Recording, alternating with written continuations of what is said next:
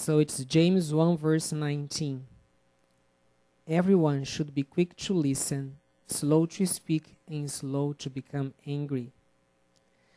I talked a little bit last time, or maybe not a little bit, more than half an hour, about listening, about the importance of not interrupting people and valuing what they say, showing that we are interested in them.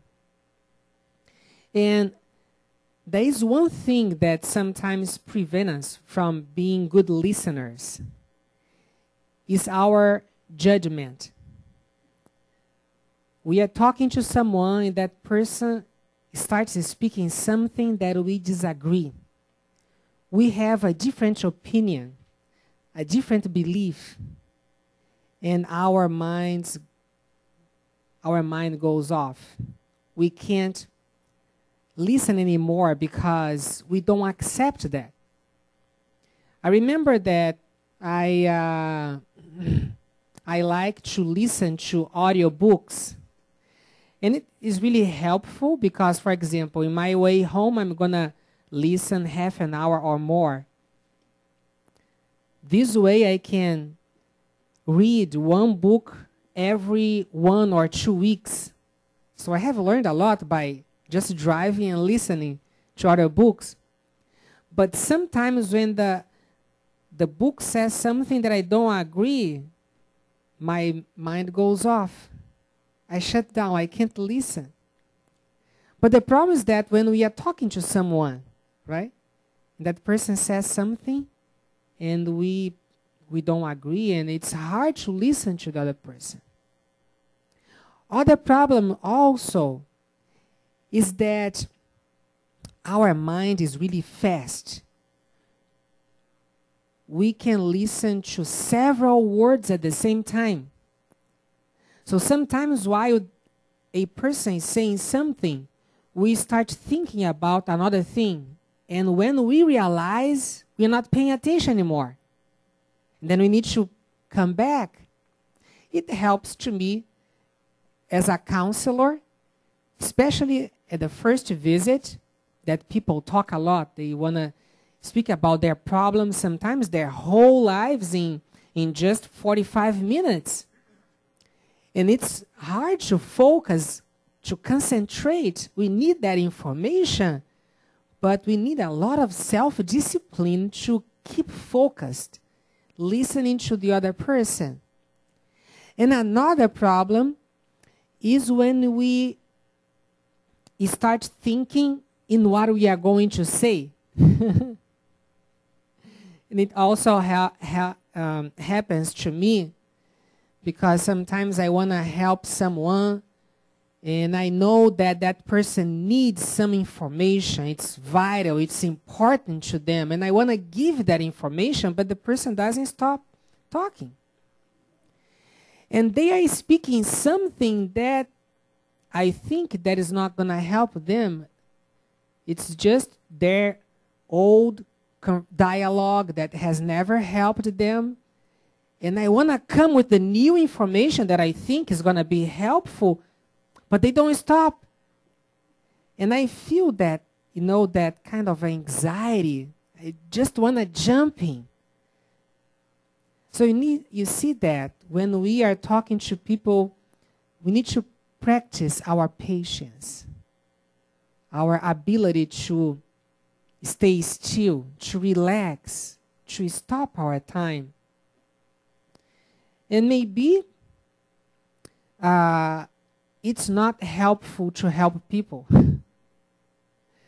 Sometimes we may have some important information. It might be good to them, but they are not ready to listen. They cannot listen. If we jump in, it's not going to be helpful to them. And I want you to see another Bible text, which is in Matthew 16, verse 24 to 26. Then Jesus said to his disciples, "If anyone would come after me, he must deny himself and take up his cross and follow me. For whoever wants to save his life will lose it, but whoever loses his life for me will find it. What good will it be for a man if he gains the whole world, yet forfeits his soul? Or what can a man give in exchange for his soul? So this is a principle that I talked to you 2 months ago about losing to win, which is a paradox. And it's very interesting because God's mind is the opposite of our mind, because we are about competing, about winning. And Jesus, he came here to this world. He, denied his position in heaven. He took upon himself our flesh, and he died the worst death. You see that he died for himself. He lost everything to win, and he won, right?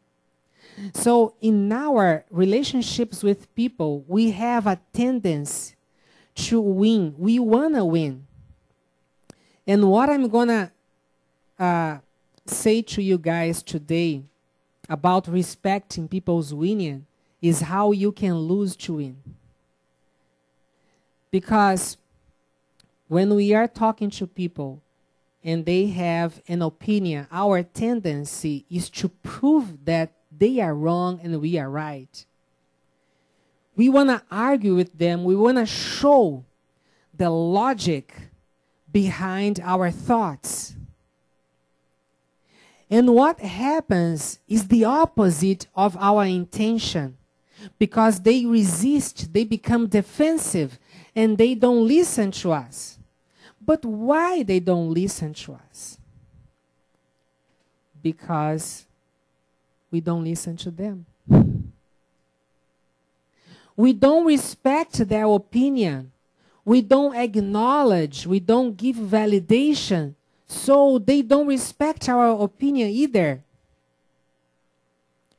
When you can validate someone's opinion, when you can listen with respect, then people will listen to you as well. And I want to show you some examples. So it's very practical. I think you didn't see this before in a sermon, but I'm going to show you how it happens. So a daughter says to her mother, "You never listen to me." The mother answers, I'm listening to you now. Now I ask you, is the mother really listening? Now let's see the next example. I feel sorry to know that you are sad and frustrated with me for not giving you attention. Can you tell me more about how you feel? Now I ask you, is the mother agreeing with the daughter? Is she agreeing with the daughter in this last? Where is she agreeing with the daughter? You guys realize there? The mother says, I feel sorry to know that you are sad and frustrated with me for not giving you attention. So what is she saying? It's true. You are right. I don't listen to you. I don't give you attention. Now I ask you, when she says that it's right, that she really doesn't listen to her daughter, is she listening? Yes, she is. Now you see the paradox? When she says that she's not listening, when she says that she is listening, she's not listening. But when she agrees with her daughter saying, I am sad to see that you are sad and frustrated because I don't pay attention to you, she's now listening. In other words, she's losing. And when she loses, what happens? She wins. So you see how the logic of God goes the opposite as the logic of man. I want to show you still another example. A wife said to her husband, I feel like an empty hole. I give and I don't receive. We don't talk because you have a life. So you see that the wife is complaining that her husband doesn't have time for her. He doesn't talk to her because he has a life. He has so many things to do. Now, what was the husband's first reaction? He didn't say anything. He didn't know what to say. And when he didn't know what to say, when he doesn't say anything, he just confirms what she has just said. We don't talk. But then, I want you to see this response. I'm sad to realize that you are frustrated with me for not spending time with you. You're right when you say that I don't talk to you. I think I spend too much time at the computer and I realize that you feel alone. Tell me more about how you feel. Now I ask you, when he responds this way, is he talking to her? Yes. And he's opening a conversation because he asks her, tell me more about how you feel. And now she's going to tell him how she feels, and he's going to listen to her. They are talking. They are spending time. The problem is solved. But he had to lose to win. He had to agree with her. So that's a paradox. Now, what is behind this paradox? Because if you think about these people, their complaints, there was something behind their complaint that they were not saying. They were feeling. What they didn't say. Let's see. Hidden message. You don't care about me. You don't love me. When the daughter complained to her mother, you never listened to me, she was saying, you don't care about me, you don't love me. When the mother says, I am listening to you now, what is she saying? Yes, you're right. I don't care about you. I don't love you. But when she doesn't defend himself, when she says, I feel sorry to know that you are sad and frustrated with me for not giving you attention. Can you tell me more about how you feel? What is she really saying? I care about you. I love you.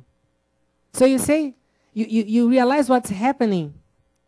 When she agrees with the daughter, she's actually disagreeing with what the daughter is thinking or feeling. She's showing, no, you're wrong, I love you. So when you say you are right, you are saying you are wrong. But when you say you are wrong, we are saying you are right. That's what happens, that when you want to win, when you compete, when you become defensive, you are losing. But when you are not defensive, when you accept influence, when you listen to the other person, when you agree, you are winning. That is taking the cross in the real sense. That is being humble. Now, what are the reasons we disagree with people? Let's see. First reason, because we have our opinions, our beliefs, and our values. Can you imagine that every person is a culture? every person has his or her worldview. Let's say that we are all members of the same denomination, right? And in our denomination, I believe there are maybe around 10 million people in the world or even more. But I would tell you that everyone has a different opinion, a particular opinion about religion, about God, about doctrines. You can't find anyone who really think the same. And this is why sometimes people disagree and they have arguments, because every person has a different opinion. Even people who were born in the same family, what siblings do all the time? They fight, right? Because they disagree, they have different opinions, different beliefs and values. And another reason why people disagree, the need to be right. Oh, we are so attached to this need. We want to be right. It's so important to us. We feel bad if someone says that we are wrong, point blank. You know, adrenaline comes and cortisol goes to our blood system and our hearts start pounding. John Gottman, he's a great mental health professional who wrote several books about relationships and marriage. He says that when our hearts, because he has a laboratory where couples stay for the weekend, and he videotapes them, and he records what they are speaking, and he puts some things that are going to measure their heartbeat, their blood pressure.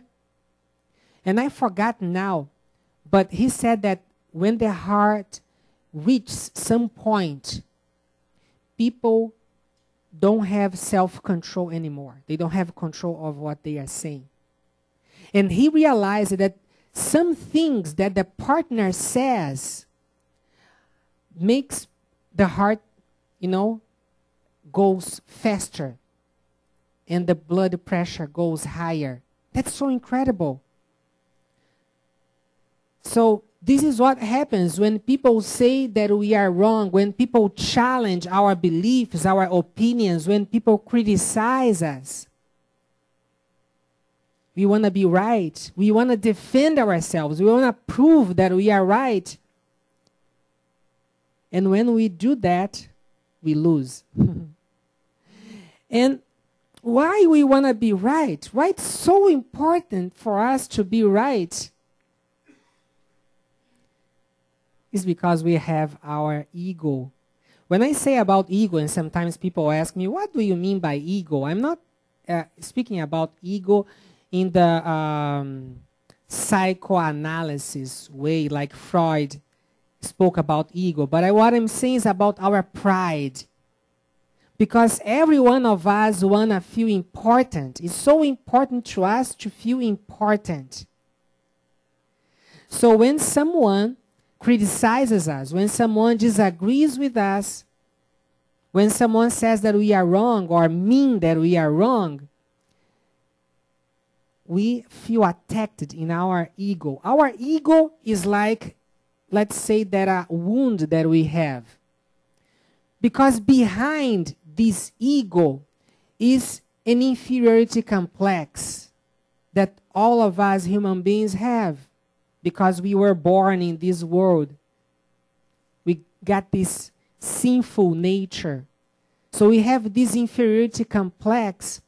And when someone challenges our beliefs, our opinions, it attacks our wound. We feel criticized. And when someone attacks our wound, what do we do? We defend ourselves. We scream, oh no. No, that's not good. Don't say that. You are wrong. Now, I want to ask you something. You think that people have power over your dignity? You think that your value is on people's hands. They have the power to humiliate you. I ask you, is in this universe someone who can really take your value away? You might say God might take your value away. But he would do that to you? No. He would never do to you. So when you think that someone is humiliating you, that someone is putting you down, that's an illusion. And there is someone, when someone criticizes you, someone disagrees with you, there is someone that goes in your ear and says, see, he's humiliating you. You see, that's disrespectful. That's not good. Stand for yourself. Show how important you are. Yeah, defend. Show your value. And then you defend yourself. You attack the other person. And what happens? You lose. Right? Because that's not the way that Jesus did. When Jesus was attacked, when he was criticized, what did he do? He kept silence. He didn't defend himself. He wasn't defensive. And it proved who he really was.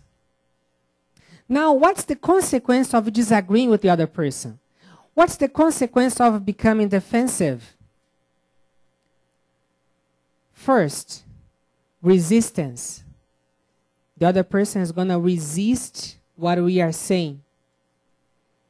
And when the person resists, the person is going to be also defensive. And what happens? Argument. So have you seen people arguing? People argue because they have different opinions, right? For example, let's thinking that someone thinks that we shouldn't move this, how you call pulpit, right? We shouldn't move this pulpit. It should stay right there where it was intended to be. And this is a sacred pulpit that should be never moved from there. But someone has a different opinion. And now these two persons are arguing about their different opinion. I ask you, are they really arguing about the pulpit, the position of the pulpit? What do you think? They are arguing about who is right and who is wrong. It's their ego that is arguing. If I accept that the pulpit can be moved to here, it means that I am not important. It means that you are better, you are superior than me, and I cannot accept this. I'm not going to accept to be wrong. That's very humiliating. You are the one who is wrong. But the other doesn't accept either. The other thinks, no, this should be here. I am right and you are wrong. I can't be wrong because this is going to take away my dignity. And I need to be always right. So you see that when I speak this, I speak to myself because some years ago, not many years ago actually, I was very, very proud and a lot of ego I had. And I remember that when I was studying theology, there was a teacher who studied here in America, in Andrews University, his master's degree in counseling. So he went to Brazil to teach us. And he was speaking about communication. He was teaching us about communication. And he was teaching us exactly what I am saying to you guys now. And when he was saying this, I said, that's ridiculous. And I dropped from the class. More than 20 years later, I am finally learning what he was trying to teach that time ago. God had to break a little bit of my pride. He didn't break everything. I still have a lot, but I'm so thankful that I had the privilege of learning this. But I was helping someone, a client, and he did to me exactly what I did to the teacher. I was teaching this to him, and he said, "This is ridiculous." Right up on my face. And what did I do? I had to lose. I said, "Well, you might be right." You're right. Wrong is everyone who agrees with you. I'm just playing. I didn't say it to him. It's just a joke to make us happy right now. But what can we do? What is our best approach? Agree with the other person. See some truth in what the other person says. Try to find some truth. You can say, "You are right." You can say it's true. Another thing that you can do is to repeat what the other person said with your own words. When you repeat, the person feels validated. The person feels acknowledged. And there are different opinions. For example, I read a book that the author, Dr. David Burns, who wrote Feeling Good Together, he says about agreeing with the other person. Another book I read, for example, there is The Power of a Positive No, written by William Ury. He says that we don't need to agree, but you need to respect. Give the other person the right to have his or her opinion. Because if you think your opinion is your opinion, because sometimes we think my opinion is the absolute truth. I am completely sure that God thinks as I think. That's really, right? But your opinion is your opinion. You have the right to have your opinion. And people also have the right to have their opinion. So you can say things like, "You have a good point." Or, "I respect your opinion." This is very powerful. When someone is saying something to you and they say, "I respect your opinion," the person feels validated, you know? And something very important, the difference between but and and. Okay? Difference between but and and. Now think about this sentence. "I understand your point, but..." The "but" is going to dismiss everything that you have said before, you know? And the person is going to think, well, he really didn't mean what he was saying, and he was, faking. But see the difference, the same thing.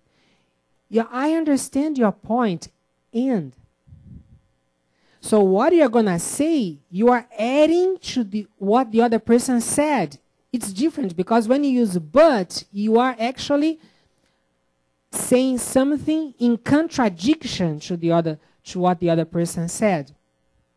Now, why you guys think this message is important? Because as I told you, I think you have never listened to a message like this, that the person shows you sentences, examples of things that you say, why is this important? One thing is that your actions show your feelings, right? It's like the Bible says, our words, they are very important. And there's something also very important. Dear friends, let us love one another, for love comes from God. Everyone who loves has been born of God and knows God. Whoever does not love does not know God, because God is love. 1 John 4, verse 7 and 8. So imagine, we are Christians, we are religious, right? And we are preaching to the world but we don't have good relationships, we are disrespectful. When we talk to people, we put them down. We don't respect their opinion. We don't listen to them. We interrupt them all the time. I ask you, which example are we giving to people? Where is our religiosity or our spirituality, right? But when we are loving, when we are respectful, when we listen to people, when we agree with them, when we try to see the truth in what they are saying, we are taking the cross. We are losing. We are showing Christ through our words, through our actions. And I think that spirituality is our life. What we do, how we live, our actions. This is spirituality. This is the way how we show Jesus to the world. This is the most powerful preaching, is our own life.